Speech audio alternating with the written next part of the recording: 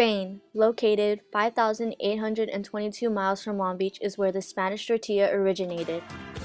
This dish can be served at any time of day, cold or hot, and is usually cut into bite-sized pieces and served on cocktail sticks or cut into pie-style triangles.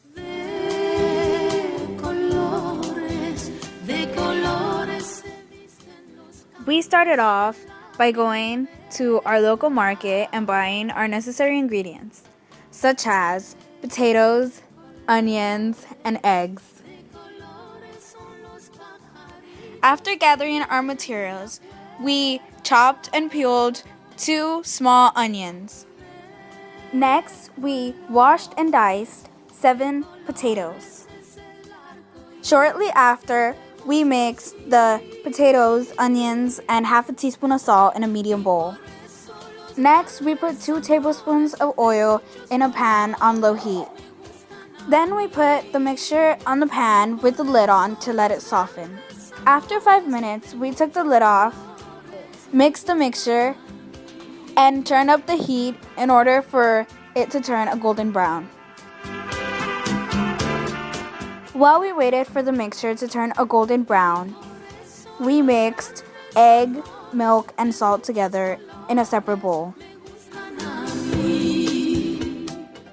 We combined the mixtures together in a large bowl until evenly mixed.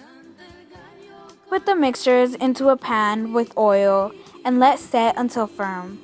30 minutes later, we flipped our Spanish tortilla in order to cook the other side. Lastly, we flipped our tortilla one more time and our product was finished.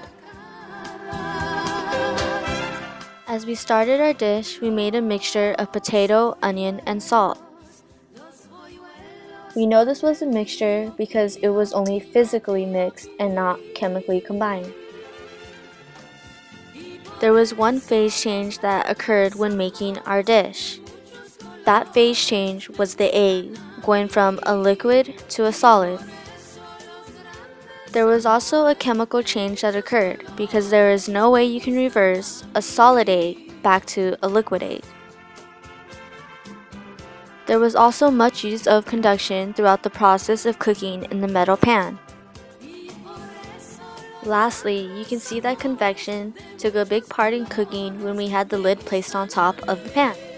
You can also see how the steam rose, creating vaporization and forming a type of fog on the glass lid.